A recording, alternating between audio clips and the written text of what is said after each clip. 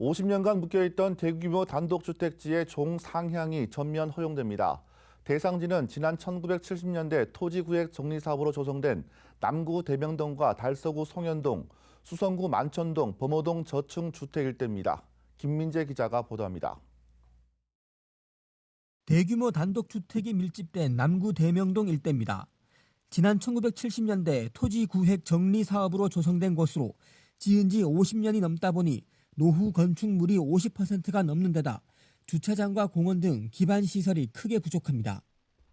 대구시가 그동안 엄격하게 제한해왔던 대규모 단독주택지의 종상향을 50년 만에 전면 허용하기로 했습니다. 대상지는 달서구 송현동을 포함한 대명지구와 수성지구, 범어지구 이렇게 3개 지구로 전체 면적은 6.1제곱킬로미터입니다. 지구 단위 계획을 수립할 때 종상향을 허용해주고 대신 사업자의 개발 이익 중 일부를 주민들을 위한 공원이나 주차장 등의 시설로 조성하는 것이 주요 골자입니다. 단독주택지 중 10,000제곱미터 이상 면적으로 2종 일반 주거지역으로 종상향되는 경우에는 사업자가 사업 부지 내 10% 면적을 공공기여토록 하고 2만 제곱미터 이상은 15%, 3만 제곱미터 이상 3종으로 상향되면 20%를 내놓도록 했습니다.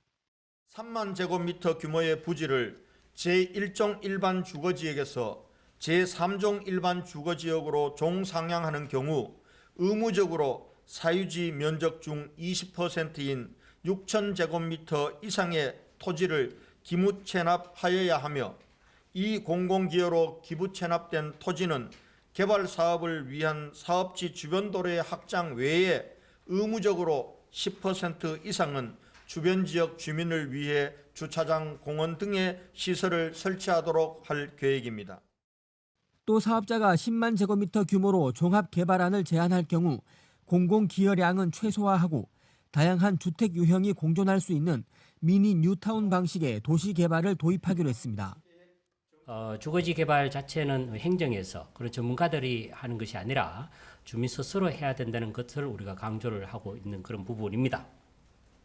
또한 그 적정한 개발 이익을 공유할 수 있는 제도적 장치 마련을 통해서 개발 지역의 변화뿐만 아니라 주변 지역의 환경을 개선함으로써 개발과 보존이 공존할 수 있는 토대를 마련하였다고 볼 수 있습니다.